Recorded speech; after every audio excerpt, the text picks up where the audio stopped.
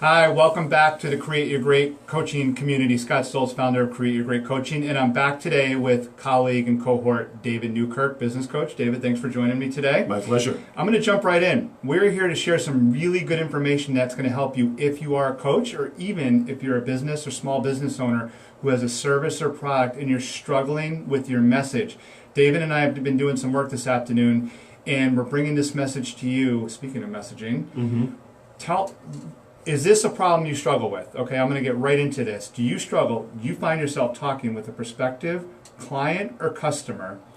You're sharing a lot of information with them. You're giving them a ton of your knowledge.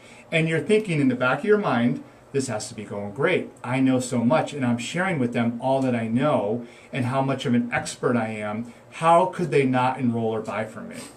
And then next thing you know, you see their eyes kind of a little glassy. They're nodding their head, and there's no sale at the end of the conversation, or there's no next step. David, you and I, former corporate, and now we're both coaches, and you do some consulting work too, and you work a lot with people on messaging, and you provide some really good guidance here. Let's start with the problem. Okay. I just teed it up high level. What is the problem that coaches have in getting their message out to prospective clients? First and foremost, the coach has so much going on in their head of all the things that they see of value, they can't help but want to share it because it helps, right? But that helps when you're a client. That doesn't help when you're a prospect. So what it means is the prospect has to sit for 5 or 10 minutes and just try to absorb this auditory barrage of all this information. And most often coaches think they're speaking at an elemental level that is the coach's elemental level in explaining things to someone who's never heard it before or dealt with it, when actually that basic level is trigonometry to the prospect and comes off as very complex. They're invisibly overwhelmed. They'll never show it. They'll never show that discomfort. They want to show pleasure as outward signals, and they've mentally disengaged for 10 minutes.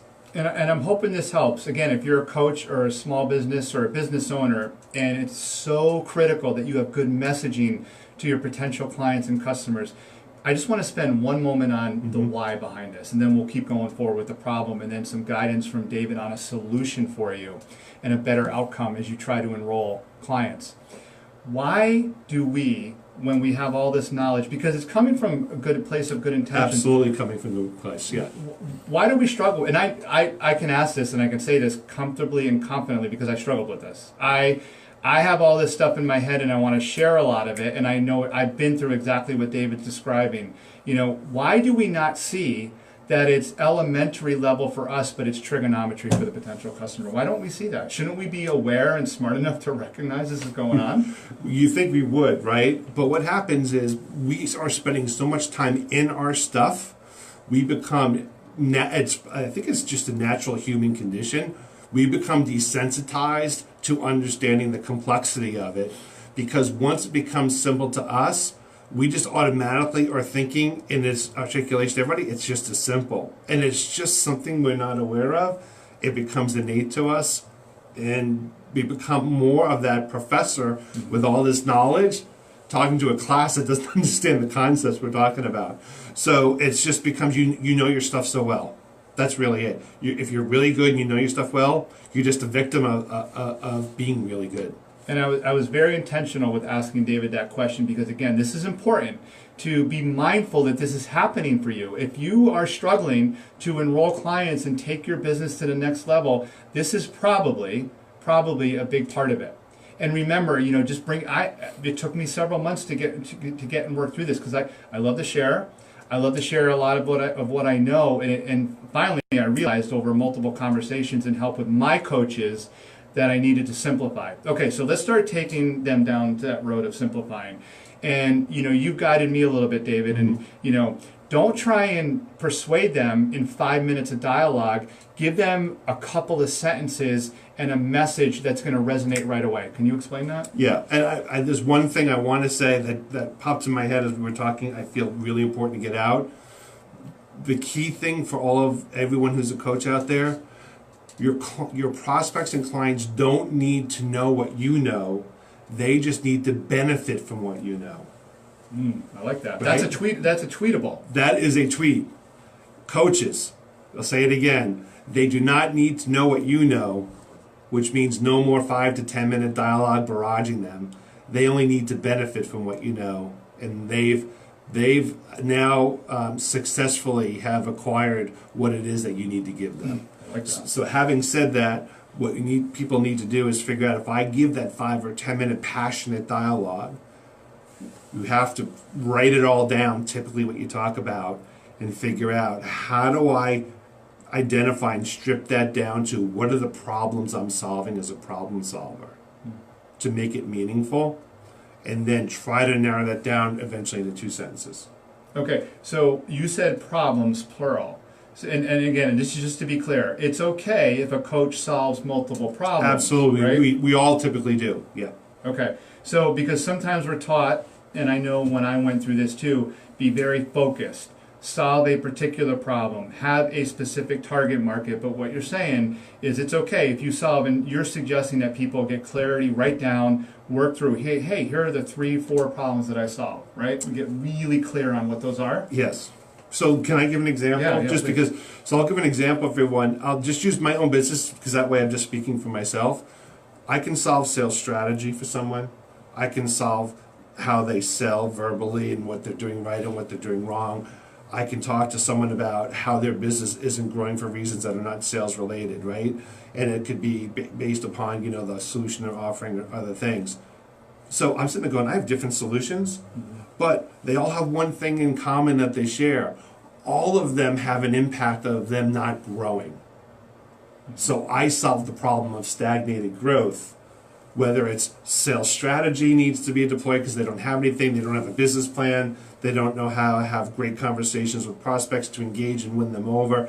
But they all have one thing, the theme is they don't know how to grow the business. So I solve that. So that's the mentality we want to take with solutions. Is it's awesome to have diversity of solutions, but see if you can find that common thread of how do you roll it up, and that's how you go from maybe 4 or 5 sentences to describe 4 or 5 problems that you solve, where you roll it up to the 1 or 2 sentences, preferably 2 sentences. That's so helpful. Really, really good stuff. So I hope this is sinking in a way that you can start using this right away. Okay, so let's talk about feeling.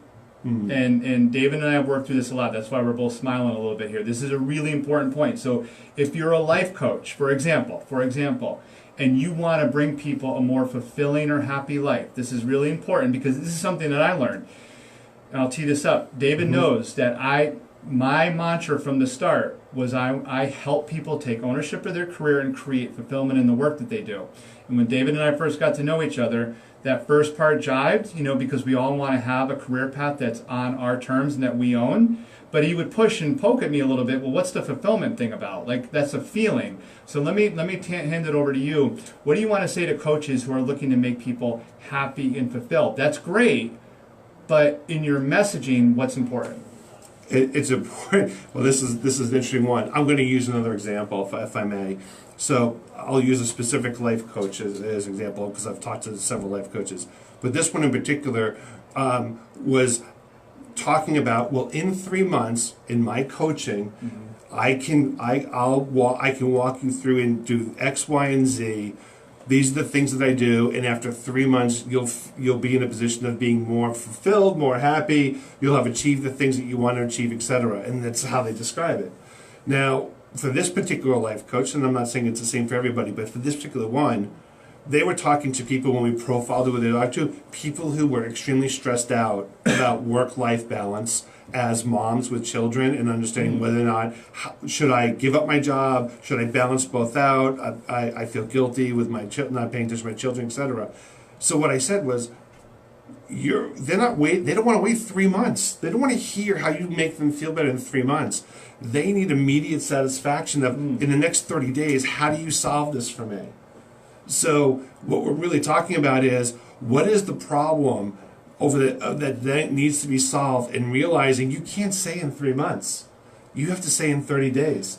You can cross-sell the next 60, which is your full program, but you've got to sit there and say their problem is they need to get rid of stress and have no anxiety and have clarity and confidence that after 30 days, they are actually feeling like they are now have direction and they've balanced out the things right now, which is creating, havoc. That's more sensible than saying you'll be in a better place with sensing feeling words. I have a couple of comments and questions on Please, this. absolutely. And I'm playing devil's advocate because I've already learned this lesson. In the beginning, I built a program that's 10 weeks.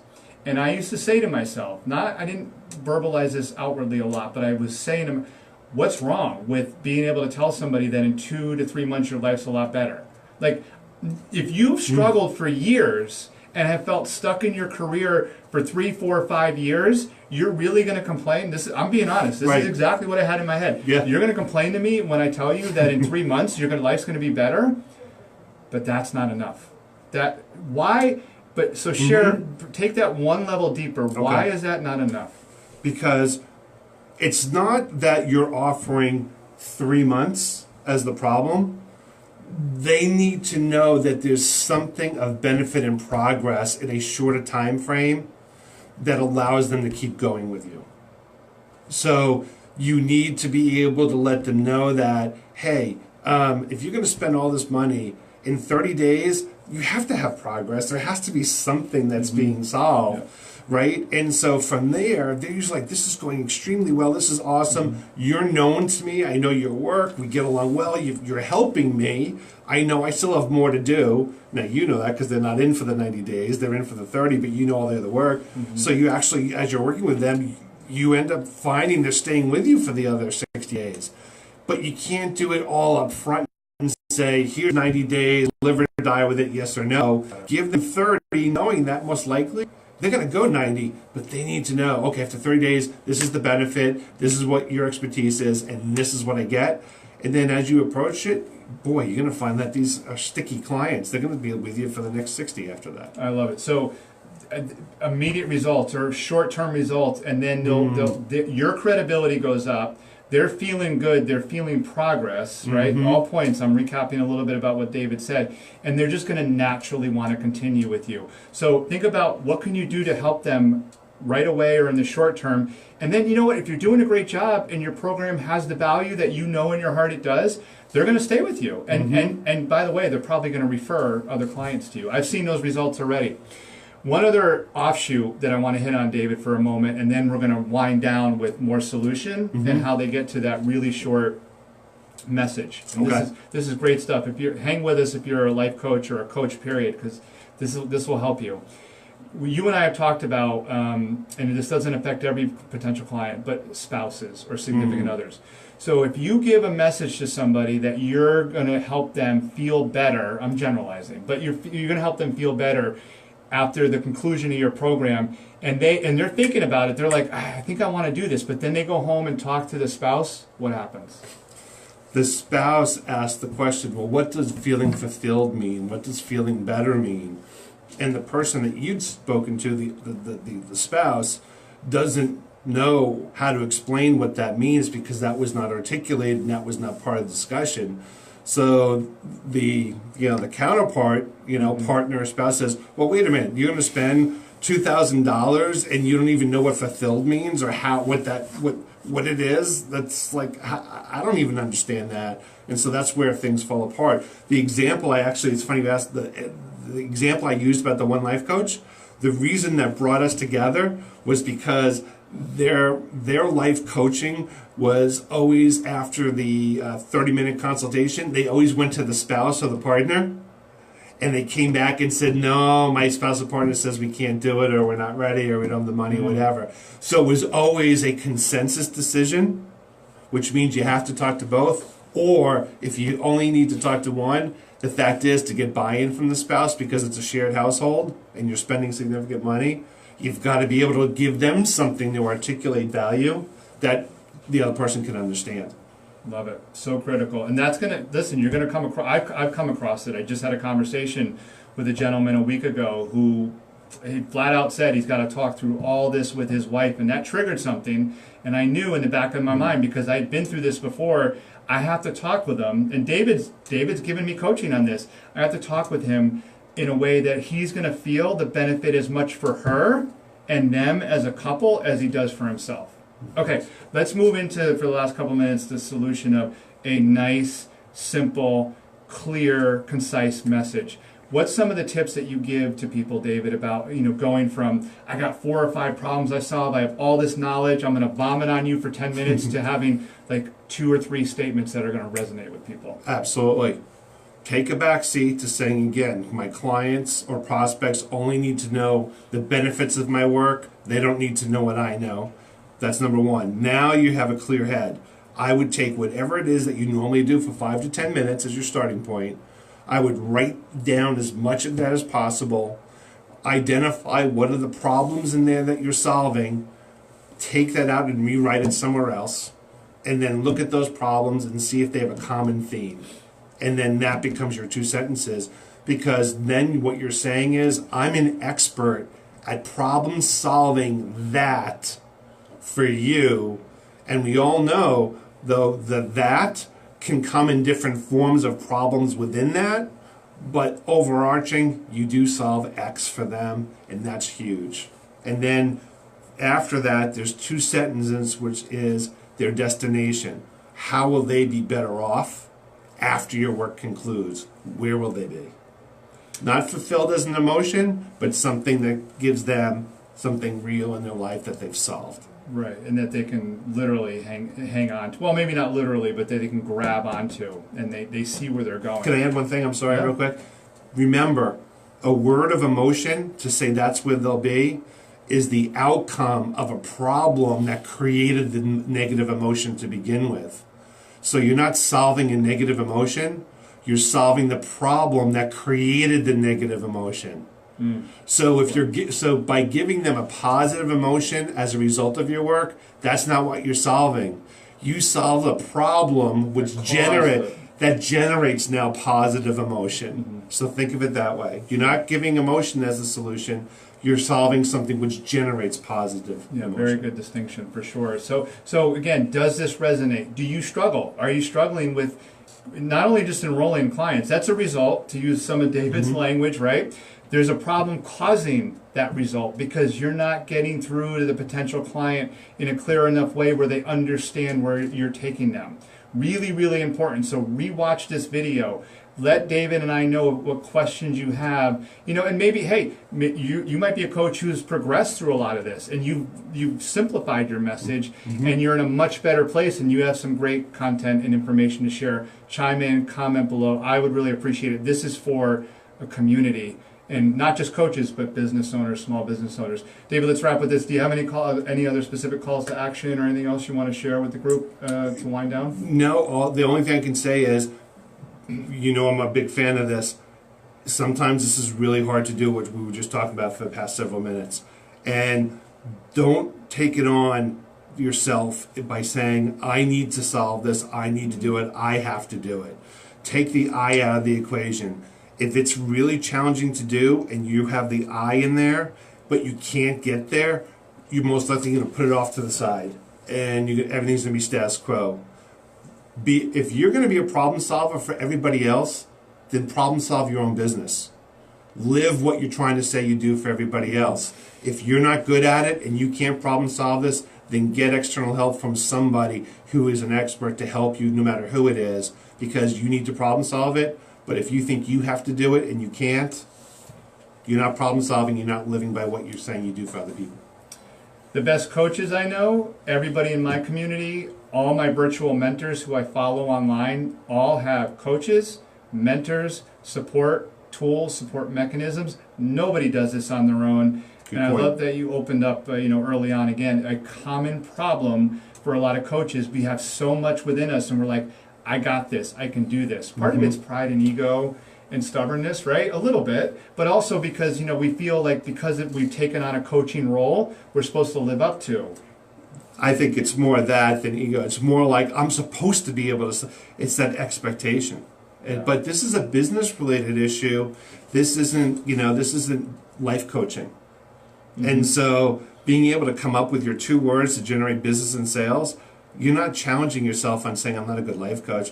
You're saying I'm just not good at understanding all aspects of my business where I need help. David, this has been great.